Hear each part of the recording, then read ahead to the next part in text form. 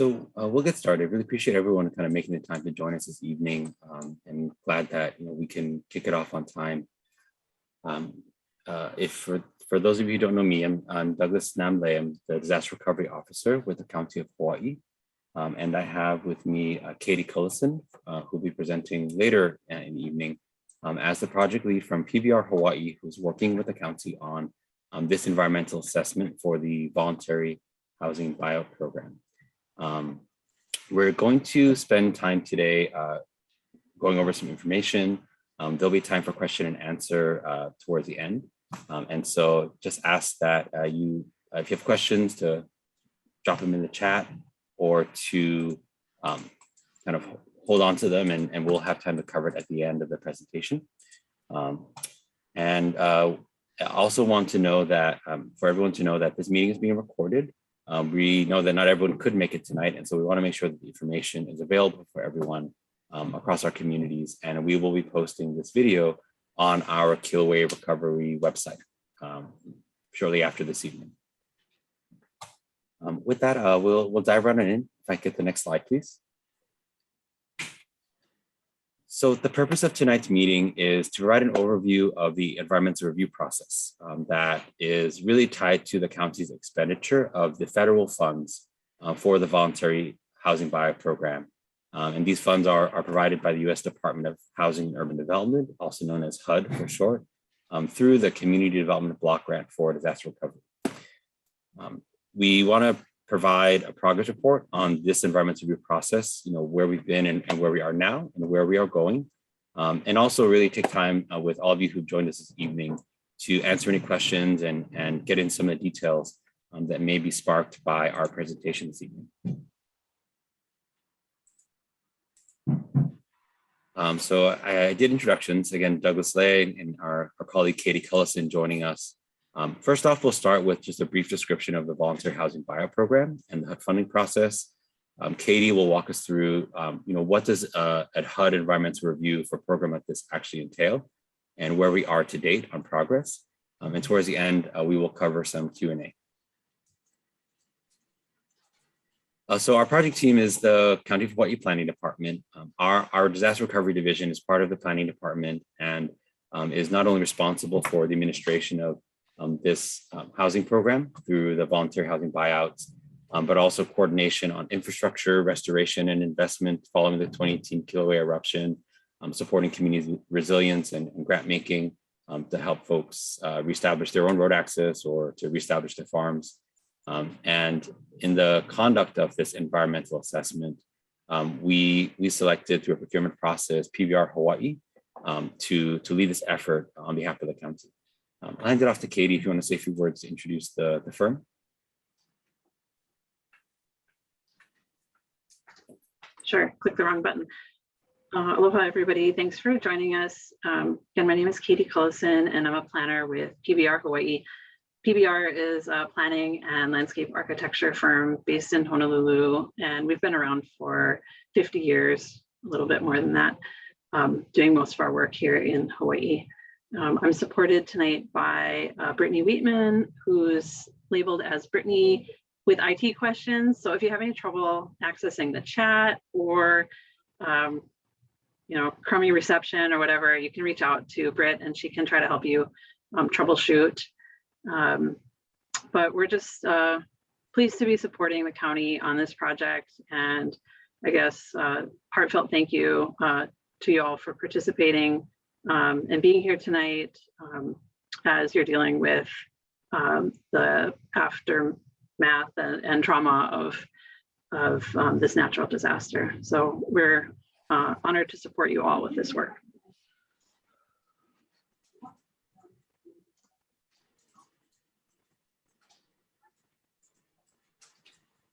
Thanks for that, Katie. So I'll take a moment to review in very brief terms how the county is deploying these disaster recovery funds from the U.S. Department of Housing and Urban Development. The CDBGDR funds, that's a mouthful of letters, but CDBGDR stands for Community Development Block Grant for Disaster Recovery. These funds were allocated to the county by the Congress through HUD following the 2018 eruption. In total, the federal agency HUD has allocated $107 million to support our efforts. And so we've budgeted the programs through an action plan process to support a voluntary housing buyout program, the bulk of the funds, and also a portion towards voluntary relocation services, which is really for assistance for those who were tenants or displaced by the eruption and need some assistance either with rent or down payment assistance in rehousing currently. But today's focus will be on the voluntary housing buyout portion of our program, where the bulk of our funds are being invested, and kind of walk through what is a tie-in with the environmental review requirements with the administration of these funds. So the voluntary housing buyout program is really around the acquisition of properties impacted by the 2018 eruption. And this is, I really want to emphasize, this is a voluntary sale of properties by property owners. In order to determine eligibility, there needs to be an impact from the 2018 eruption. So as I think many of us are aware, that is lava inundation, isolation, because of the lava eruption in 2018. At the time of the eruption, I know that some access has been restored since over the past 3 years. And also that, for those structures that, or for those properties that still have standing structures, those structures will be removed because the long-term use of these properties following the acquisition is open space. And we'll get into that a little bit further down in the presentation of what that might look like. Really key to the buyout program is we are acquiring properties based on 2017 appraised market value. This is what was set by real property tax by the county in 2017. As folks may be aware, real property values, especially for inundated, isolated properties, are essentially zero currently for taxation purposes. So we really wanted to take a snapshot back in time pre-disaster to be able to understand how to move forward with the acquisition process. There are some exceptions in our program. Say if you were building a permitted home but never completed it, and there's a path to work through that with folks, even if the real property tax records were not fully caught up on the appraisal side. We do set a maximum grant award at $230,000, which was derived from running the median value of all impacted properties by the 2018 eruption.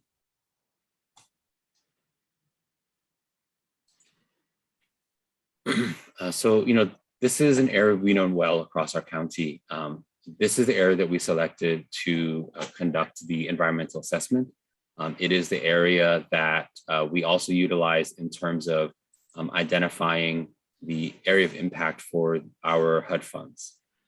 You see the the footprint of the 2018 lava eruption, including the accretion offshore by Kapoho and further down. You also see kind of 4 blobs, for lack of a better word. These are census block groups: the yellow area bordering Hawaiian beaches, the orange area, including Nanavala Estates, the green area where we see, the Malama homesteads and all the way through Kapoho side, and the purple area, the Leilani Estates, Ke'ai Halaka area on down. We utilize these 4 geographic areas to really understand the big picture area of where we could serve folks, even though the eligibility of who we will serve does tie back to that physical impact, as I mentioned earlier. We felt it was more important to cast a broader net for the purpose of an environmental review and for our data purposes, because we'll be reviewing applications and potential properties for buyout based on that physical impact at the time of the eruption. You will see an area just to the left of what we understand to be Highway 130. This is an area where inundation by lava did not happen during the 2018 eruption, but working with the Hawaii Volcanoes Observatory, significant heating has happened, driven by a magma dike underground that has impacted properties in this area.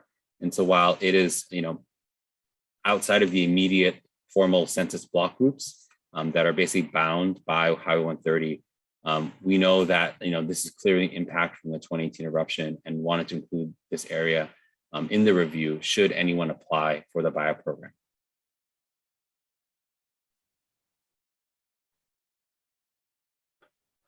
What really is triggering this process for us?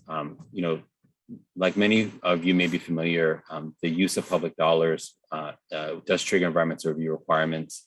HUD in its expenditure of funds does have specific procedures and regulations related to environmental review for projects like ours.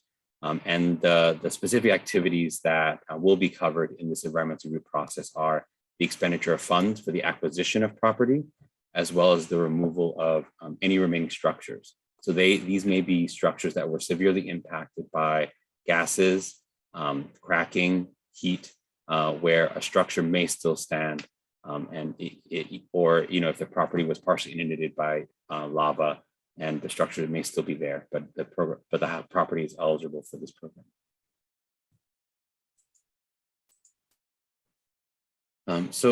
There are maybe folks on the call tonight who have been working through the process in applying for the assistance through our Voluntary Housing Buyout Program, but there may be some of you who are not involved. So we really wanted to take a step back to walk through kind of what this process looks like and the relationship of the program workflow relative to where we are in this environmental assessment. So here is a very simplified kind of 6-step process where we kicked off the program in April of 2021, phase 1 for primary homes, and we received applications for phase 1 through July 31st. We've been working with that pool of nearly 300 applicants to do proper intake, determinations on income certification, duplication of benefits, et cetera.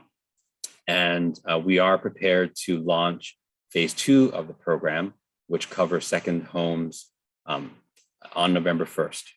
So right now we're in between step 3 and step 4, or really step 3 as we transition into step 4 for phase 1. But same time, we're about to kick off another kind of cycle of service to those who are eligible under phase 3. What really matters in terms of the environmental review is to understand at a programmatic level, which Katie will get into some detail a little further on, what are the environmental impacts for the acquisition activity that we are undertaking. That is kind of that highest level. And at a tier 2 level, we are looking at any specific impacts at a property by property basis. And what is important is that we clear environmental review for every property that's going through acquisition prior to the purchase of property. And so we continue to work through this process with each and every applicant. And we anticipate to be closing out the process for the environmental review before folks are naturally kind of timed to meet us at the closing table on the acquisition process. I think a really important question that we've gotten from our program office is, we know the environmental review can be a cumbersome process. What does that look like here? And really 2 specific pieces of information we really wanted to share with everyone was that, over the past year and a half, we worked really closely with HUD to ensure that their environmental review regulations and requirements are aligned and conform with the needs of our program and the lava eruption.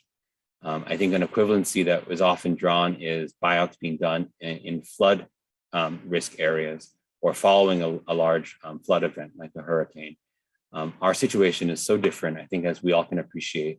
And so we really needed to take the time to consult with HUD to design a proper environmental review procedure, which we'll talk about shortly, not only for this current action, the acquisition of properties, but also a supplemental review post-acquisition on the future uses of the property, which are not currently being addressed in this environmental assessment.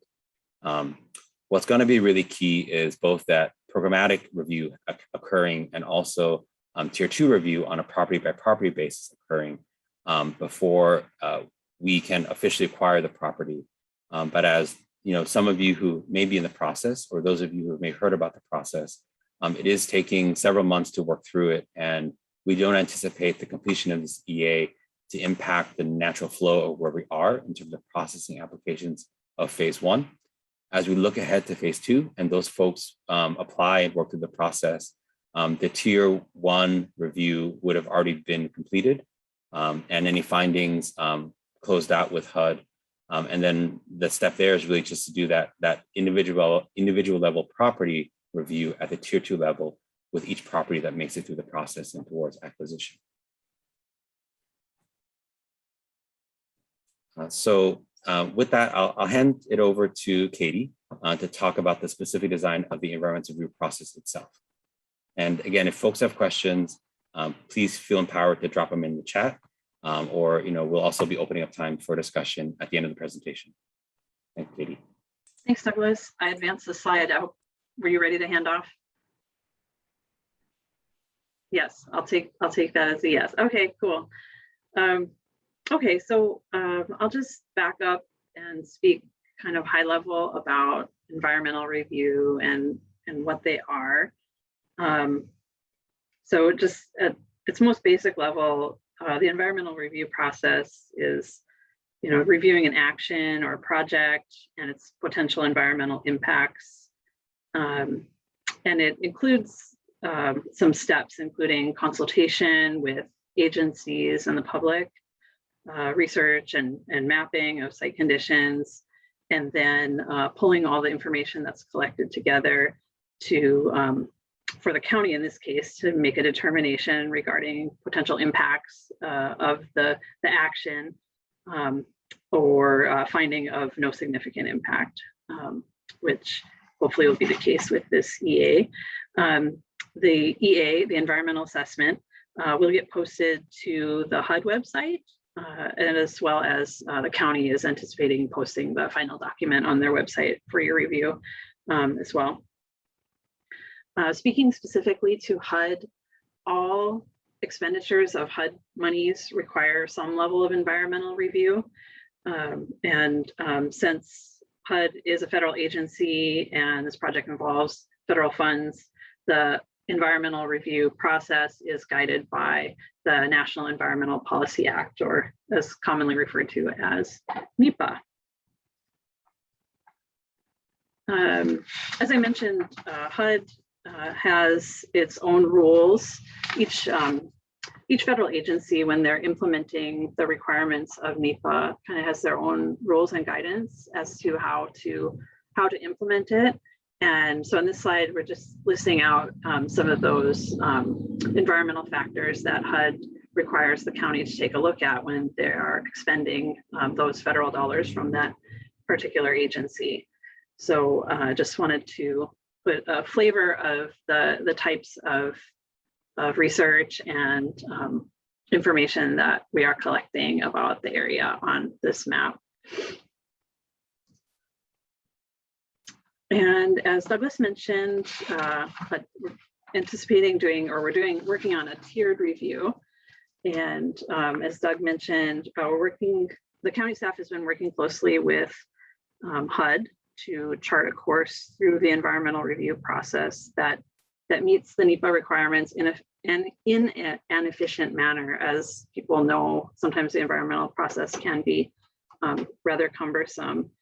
Over the years, HUD has developed a system of environmental reviews called a tiered review because there are instances like this project or others where there are large communities that are undergoing multiple properties of renovation, where the idea behind doing a tiered review is to evaluate the environmental issues that may be fully addressed and resolved pretty easily for all the properties in that first tier.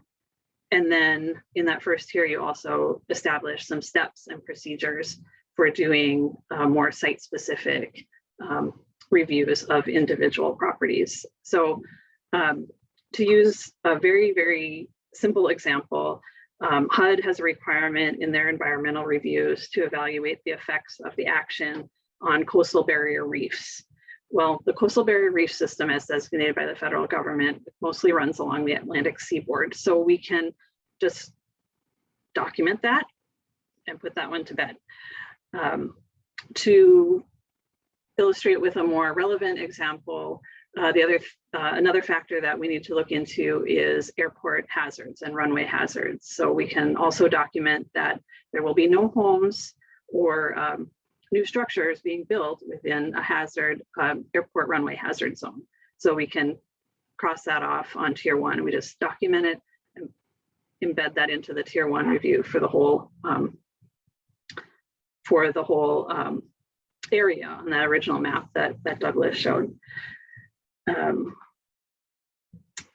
Yeah, and then as individual properties come into the program, they'll need to be evaluated on a more individual basis. That's tier 2. So PBR and the county is working together to develop a straightforward as possible checklist for the county staff to use to conduct their tier 2 reviews quickly. For example, a simple tier 2 review should be a property that has been fully inundated and no longer contains any structures. For those, there's no additional action that the county is going to be taking. No structures to be removed. So there's really very little to review and to do with that second tier review. A more complicated project may involve a property that still has some remaining structures on it. And so through that second tier review, the county staff needs to make sure that it's not a historic property or historic structure, and that the removal process that they anticipate wouldn't disturb or displace any endangered species, for example, as a couple of environmental considerations that would be built into that tier 2 individual property review. So this graphic just is meant to show more of a flow chart of how the environmental review process is going. We've started that tier 1 research, getting some of those really easy ones out of the way. And then we've also supported the county with initiating consultation as it relates to the Endangered Species Act, historic resources, as well as floodplains and wetlands. Then our next step will be to complete the NEPA tier 1 document as the consultations have wrapped up, and then commence the tier 2 individual site reviews as the individual properties come online. And then we made a slide to just kind of show the two processes side by side and our commitment to completing the tier 2 review at that time when those properties can be purchased.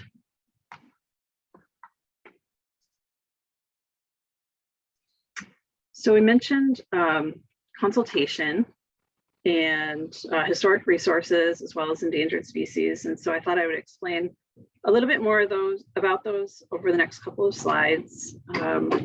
One of the federal authorities that requires consideration with the expenditure of federal funds is the National Historic Preservation Act, which is often referred to as the Section 106 process.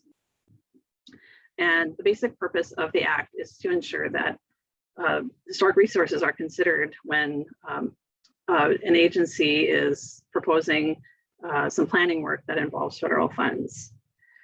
So like the county did with HUD in being proactive and setting up environmental review, county staff has met with the State Historic Preservation Division staff to kind of give them a heads up about this project, because it is so unusual in that it involves buying out properties and in some cases potentially removing structures rather than building something new. So and to kind of talk through this tiered review process, because we're starting this consultation on such a grand scale encompassing all 4 of those census block groups that Douglas walked us through. So we just the intent was to get the State Historic Preservation Division staff kind of informed about this process without just springing a consultation on them without a little heads up. So those meetings kind of laid the groundwork for the more formalized consultation process and opened up the door for ongoing communication between the 2 agencies. And we're supporting to a certain degree on this consultation, but then in turn, we have an archaeological firm, a local archaeological firm, to help us navigate through the process and through the consultation that's involved and required for Section 106. So the formal consultation process was initiated in September. You can see some dates on this slide, with letters being sent out to the State Historic Preservation Officer, as well as Native Hawaiian organizations. And a couple of individuals have come forward expressing interest in sharing what they know about the area and being involved in the Section 106 process. And I just wanted to share tonight, if anybody on the call is interested in sharing information, you certainly can reach out to Douglas or myself after the meeting, and we'll get you connected in with the archaeological team and into the process. So our email addresses will be posted. Brittany's put them in the chat, if you can see that, but we'll also post them on a slide near the end of the presentation. And then the other kind of major consultation process that occurs with NEPA relates to something that's referred to often as the Section 7 process, which is the Endangered Species Act. The county staff, again, reached out to the U.S. Fish and Wildlife Service. That's the entity that's responsible for implementing the Endangered Species Act, and gave their staff a heads up because, again, very unusual project. And similar to Historic Resources, we've also are working with a Hawaii Island-based biologist to help us navigate this process as well.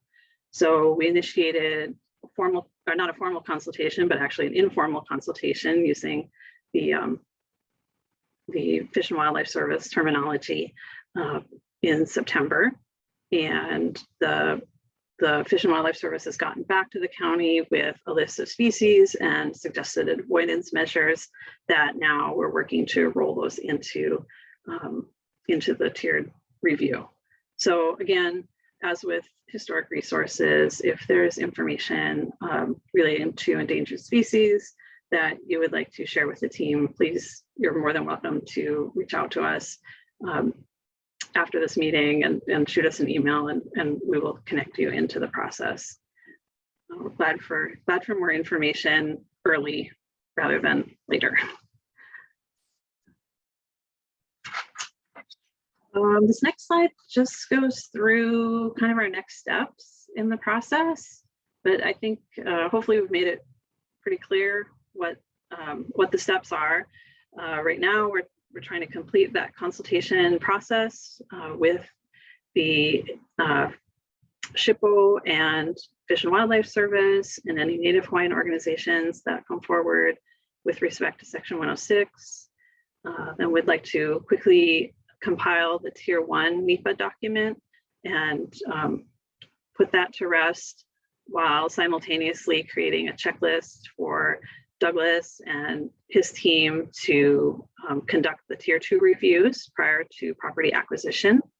And then we'll post those environmental review documents on HUD and county websites. And I guess, Douglas, can I turn it over to you to talk through the buyout next steps? Sure, of course. Thanks, Katie, for that summary.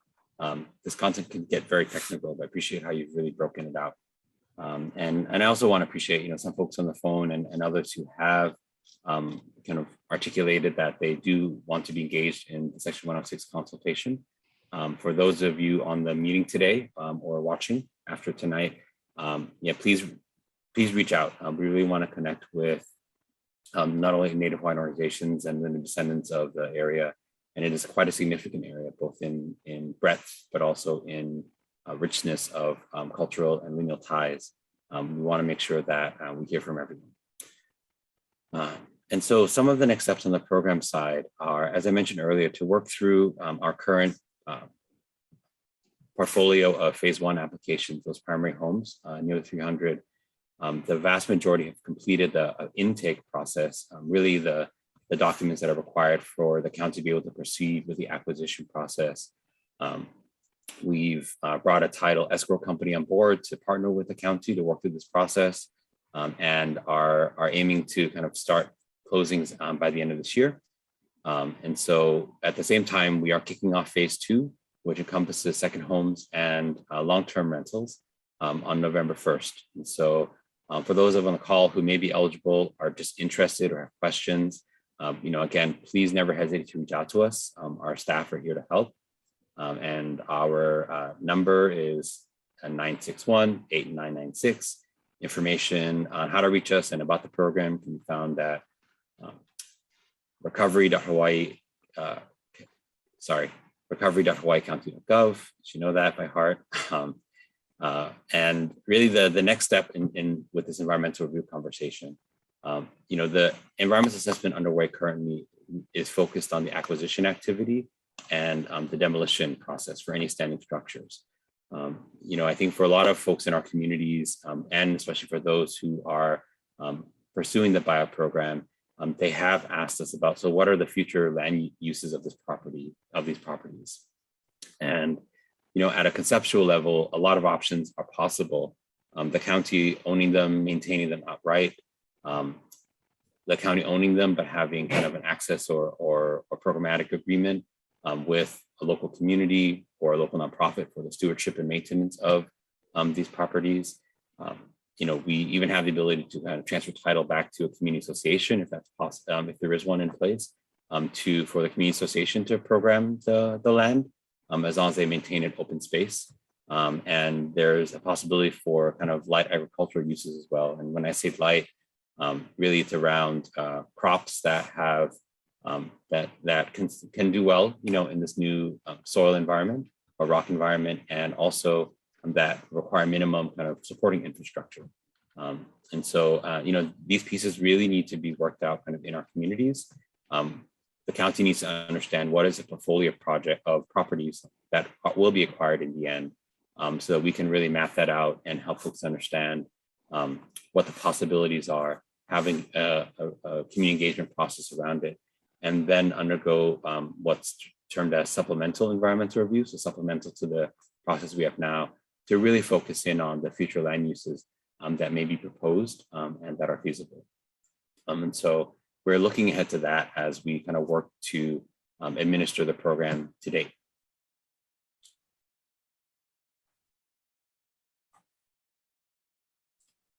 And so we're happy to kind of pause here and kind of take questions.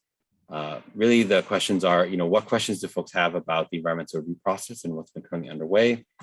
And also any other thoughts or comments that people on this call would like to share. We ask that you please contribute your questions in the chat for our staff to kind of moderate, and we will kind of get to those. And as people take a moment to kind of think on that, I will share a question that I received through the chat. The question was, how many properties with structures have been left that have applied for the buyout program? And at this point, with phase one being clear, there are about 6 or 8 properties that have applied and would be eligible for acquisition through the buyout program in phase one that still have structures. And so it's a small number, yeah, relative to the nearly 300 applications we've received so far. I had a couple of direct message questions too that I could ask. Sure, please, Katie. Sure. So first one that came in, try to take them in order. And sorry, I couldn't look at the chat while I was speaking. I'm not great at multitasking all the time. The question is, Douglas, this one is for you. Tier 3, I think like phase 3, is that still happening? And if so, when do I apply? My land is on Kupono near the lava fields. Sure. So phase 3, which covers undeveloped properties that were inundated by the eruption, is intended to start up with applications in May of 2022. And so that is the third and final phase of this program, after we have kind of intaken both phase 1 and phase 2 of the program. Was there a part of the question I missed, Katie? Nope, that was it. Okay. And if there's more to that question, please feel free to chime it into the chat, Beth. Nancy asked me to please get down to Puna geographic concerns, not airports elsewhere. Nancy, is there a particular issue or concern that you wanted us to be aware of or consider? Did you have something in mind in particular with that question that you want our team to look into? And if you're shy to get on camera by voice, you can type it in the chat or message me directly too. Aloha. Hey.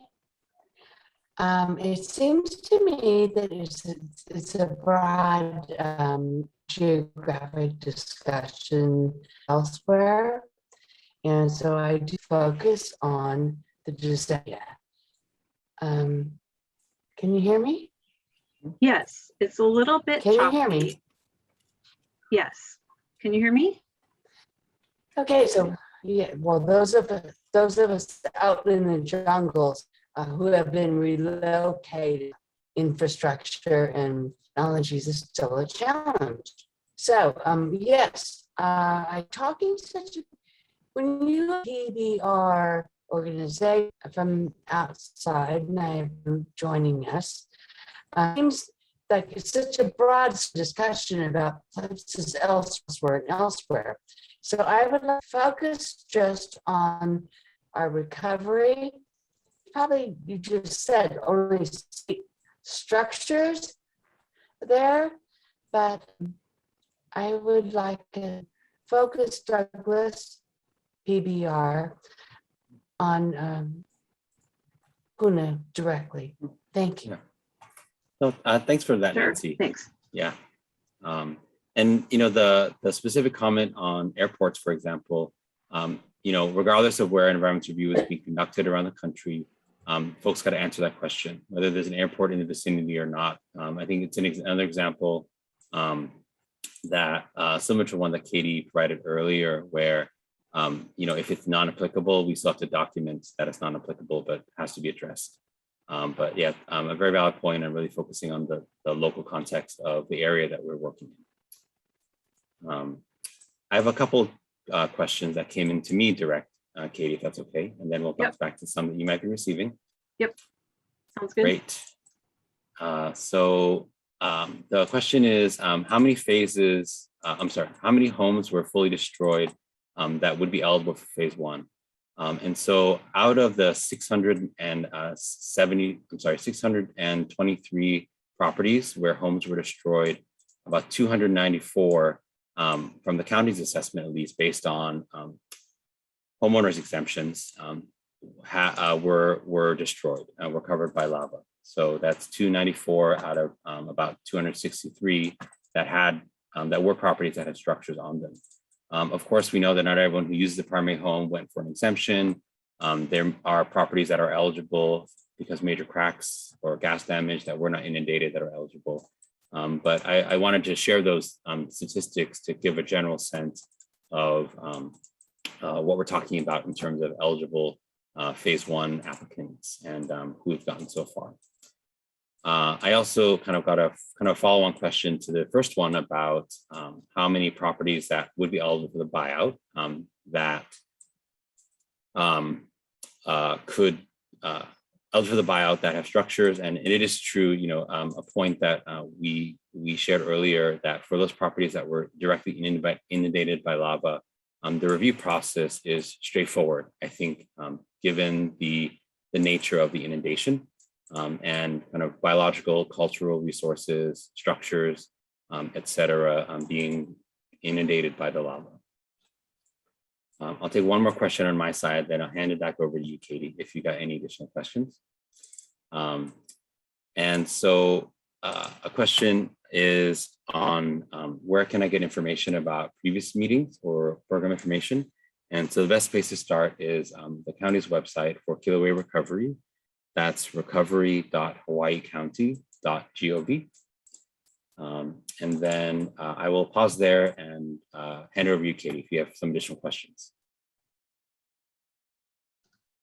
Yeah, I do. I just advanced the slide to share that address on your screen. The other question, Douglas, this one's for you to answer. It was about accessing property, and I was wondering if you are able to answer that, or if that's one that you need to get back. Are property owners free to go visit their properties as far as the county is concerned?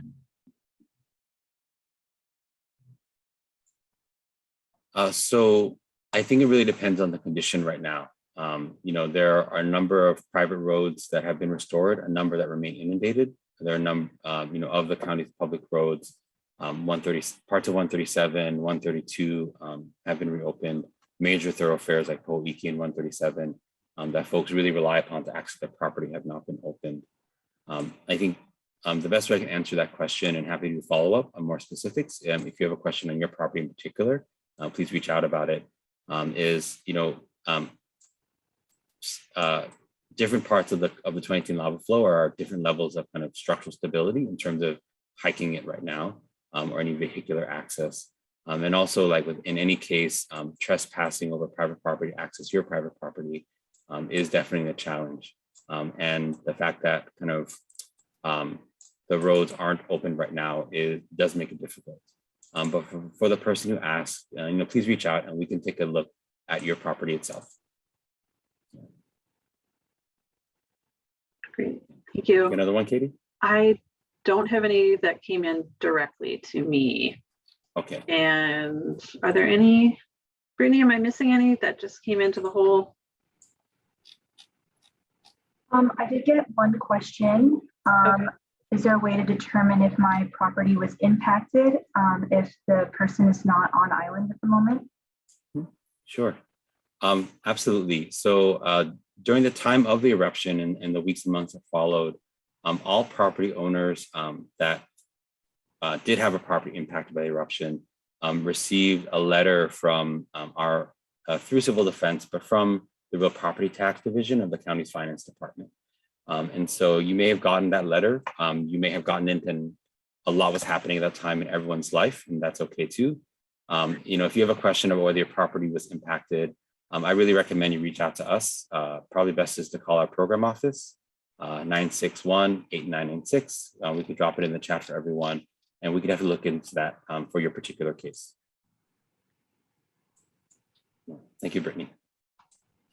I got a couple more direct ones I can walk through. Okay, and I got one more too then when you're Okay. ready. Great. So one, I think, was an person who was asking about whether or not their property was impacted in Lani Puna Gardens. So we can definitely follow up. I'll take down your name.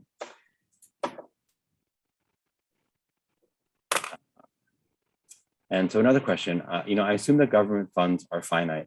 Is there a possibility that by the time phase 3 rolls around, program funds may be depleted? So at this point in time, right, when we started the program, we did a broad survey of property owners to really understand where sentiment was and where people might be in terms of pursuing the buyout program. And because of that, we also kind of designed the program in such a way in this phasing process and prioritization to be able to track and pause and reassess where we are in terms of uptake on the voluntary housing buyout program, as well as kind of the available budget that's left over, right, to cover all 3 phases. The data we have to date, both from the survey and also from phase 1, indicate that there should be resources available for phase 3. Phase 2 will help determine that, though. And for us, we're doing everything we can to provide this assistance to those who are eligible across the 3 phases. But at this point, there isn't a specific concern we have budget-wise. And then I have 2 more questions. One, could you provide a breakdown on costs under this award of nearly $108 million? How much spent on EA and anticipated expenses on Tier 2 individual assessments? How much do you estimate will be expended on the 300 primary homes at this point prior to intake information? How many are pre-registered for the secondary phase of the buyout? How pre-registered for the 3rd phase of the vacant land? I'm glad the question was written out because it's a really robust one that I'm happy to walk through piece by piece. So specifically to expenditure for the EA process, both the Tier 1 and the Tier 2, in our contract with PBR Hawaii, the work to do this environmental assessment is $79,000, both to conduct the EA as well as to design the process for the Tier 2 reviews. And just as a reminder, those tier 2 reviews are the property by property basis. So relative to the larger expenditure program funds, this EA this environmental assessment is specific as a program delivery expenditure, right? Need to be conducted. PBR Hawaii is supporting the county staff in establishing the process for that property by property tier 2 review. But the work itself is going to be conducted by our housing program staff. And so the folks those who have applied, who have worked through the application process with you, are the same people who are going to be completing these tier 2 reviews. And really appreciate the expertise that PBR Hawaii is providing to design that process for us in a way that's compliant but efficient, which are always the two goals. For the approximately 300 residences that have gone through the intake process and are eligible for the buyout, we're anticipating at this point a little over $50 million commitment of funds for all of them to get to the acquisition phase of the property.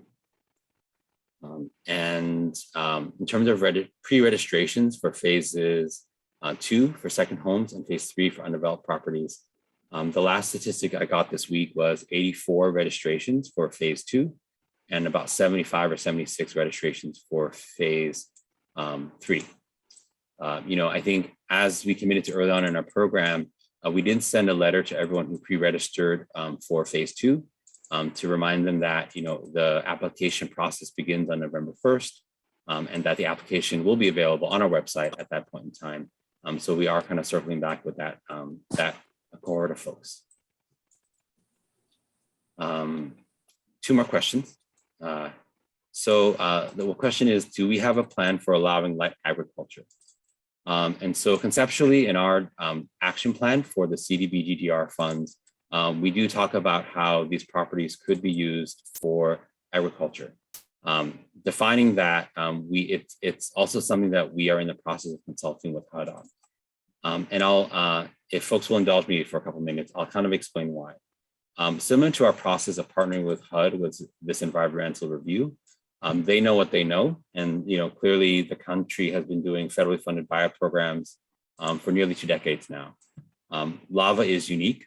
And so, for example, if we were working in a flood and post-flood environment, there are specific conditions that are really spelled out in floodplain management best practices about what kind of structure should come back in. So say if you had an ag storage structure, without thinking about the flood hazard, you probably would want to put 4 walls up there so you could secure your equipment and supplies.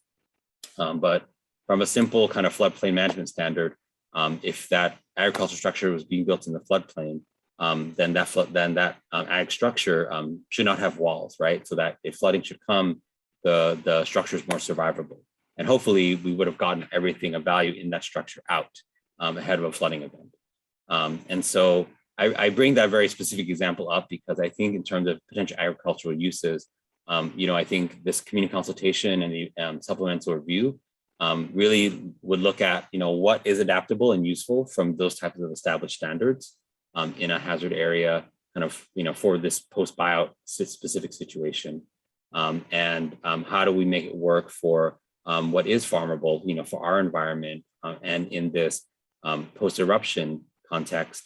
As time goes on, as heating becomes less of an issue, as the steam, which we've seen in certain parts, becomes less of an issue, and as kind of the lava begins to return to farmable soil, this is kind of part of the plan, in terms of what light agriculture means. And so I hope that helps address the question. And I think it's definitely an issue that's top of mind for a lot of folks in our community, including very productive farms that over time have reestablished over historic lava flows, knowing what grows well, what has a good kind of return cycle in case a hurricane blows down your trees and things like that. Those types of important aspects really have to get worked out as we think about the future uses for light agriculture. And then a final question I've gotten so far is, I thought I read somewhere that the initial funds being given by the feds was $278 million.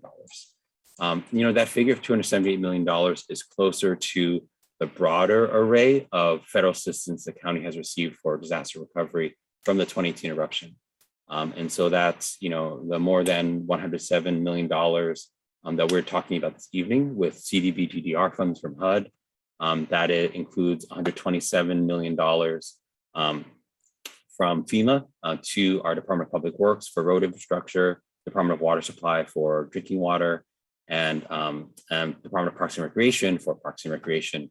The inundations of Ahalunui Beach Park and portions of Isaac Pilot Beach Park, and what was covered then. And then we also received assistance from the state. A $20 million grant from the state legislature and a $20 million loan from the state legislature as well. So that figure that folks may be more aware of that is closer to 300 is reflective of all of the sources that we're talking about. This specific HUD Community Development Block Grant for disaster recovery is just over $107 million. I hope that helps to clarify. And our website, we really try to break it down because there's a lot of nuance as well in our program and in these funds. Those are the questions I've gotten so far. Katie, any more for you?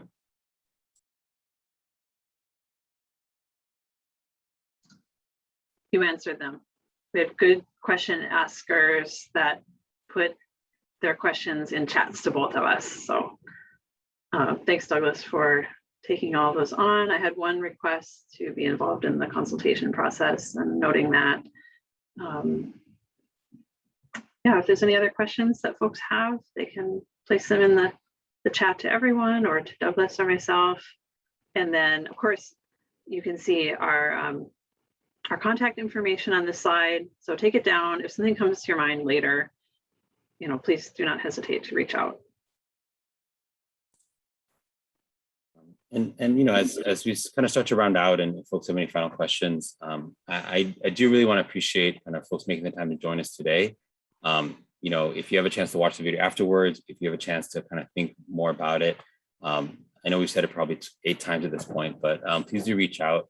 I think what is also really critical in this environmental assessment process is community participation on the Section 106 relative to consultation on historic properties and with Native Hawaiian organizations, and also the Section 7 related to endangered species. There's no question that this eruption in 2018 dramatically transformed our landscape and many of the natural habitats that we knew and loved. And so while it's fair to acknowledge that those are forever changed, really want folks to be connected to what we're hearing and kind of what is coming out of this process of that environmental review related to endangered species and habitats. And this will be documented in our final environmental assessment document. But we're spending, please reach out. And those are really some specific points where you can get involved. Certainly don't miss the coqui frogs. It is a lot more quiet in our neck of the woods now with the eruption. Yeah. So we'll hold some space if there's any other final questions. But I hope that this conversation has been helpful in terms of understanding where we are and where we're going with the environmental review process, which is really critical to be able to administer this program. Okay. Okay. Thank you. Yeah. Katie, Brittany, anyone else coming across? No. Okay. Thank you all for spending some time with us on a Zoom call. All right. And thank you for your time as well. Well, we'll close out, and everyone, please enjoy the rest of your evenings. Thank you. We'll see you all soon. Thank you. Thank Aloha. you.